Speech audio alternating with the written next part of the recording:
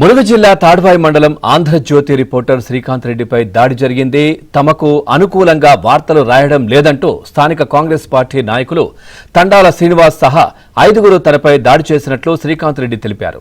విధుల్లో భాగంగా తాడ్వాయి వెళ్లి తిరిగి వస్తుండగా తన బైక్ ను వెనుక నుంచి ఢీకొట్టి హత్యాయత్నం చేశారన్నారు. వారి దాడి నుంచి తప్పించుకొని తాడ్వాయి ఆసుపత్రికి వెళ్లి చికిత్స చేయించుకొని పోలీసులకు ఫిర్యాదు చేశారు.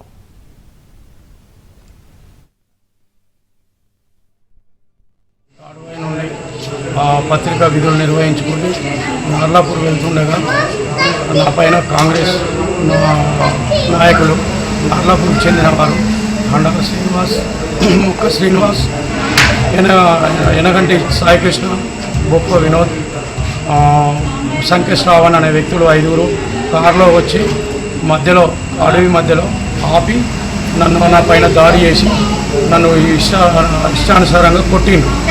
కత్తి తీసి పూడుస్తా అని చెప్పి నాకు బెదిరించారు.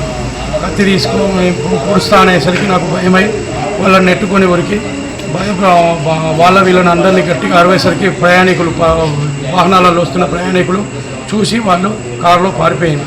వెంటనే తాడ్వాయి స్టేషన్కి వచ్చి ఫిర్యాదు చేశాను.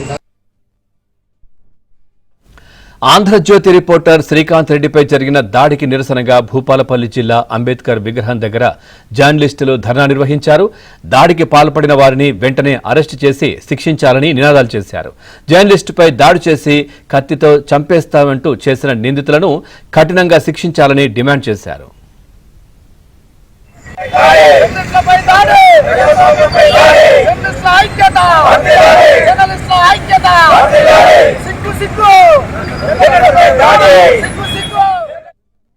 జర్నలిస్టులపై దాడి చేయడం అని అంటే అమానుషం. అది నిజంగా కూడా ప్రశ్నించే గొంతు నొక్కడమే అవుతుంది.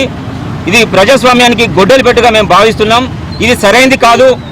ఎవరైతే దుండగులు అమానుషంగా దాడి చేశారో, హత్యాయత్నానికి పాల్పడ్డారో వారిపై వెంటనే కఠినంగా శిక్షించి జైలుకు పంపించాలని మేము డిమాండ్ చేస్తున్నాం. మీడియా వ్యవస్థను నిర్వీర్యం చేయడం కోసము అంతటా జర్నలిస్టులపైన దాడులు జరుగుతూ ఉన్నాయి. దీనికి ఇప్పటికైనా కేంద్ర రాష్ట్ర ప్రభుత్వాలు మేల్కొని జర్నలిస్టు వ్యవస్థను అభివృద్ధి చేయడం కోసము కఠినమైన చట్టాలను తీసుకురావాల్సిందిగా మేము కోరుతా ఉన్నాం. అంతేకాకుండా ఎవరైతే శ్రీకాంత్ రెడ్డిపై దాడి చేసిన దుండగులను కఠినంగా శిక్షించాలని కోరుతా ఉన్నాం. ఒకవేళ శిక్షించని పక్షంలో రాష్ట్ర వ్యాప్తంగా యూనియన్లకు అతీతంగా ప్రజా సంఘాలను కలుపుకొని మేము పెద్ద ఎత్తున ఆందోళన కార్యక్రమాలు చేస్తామని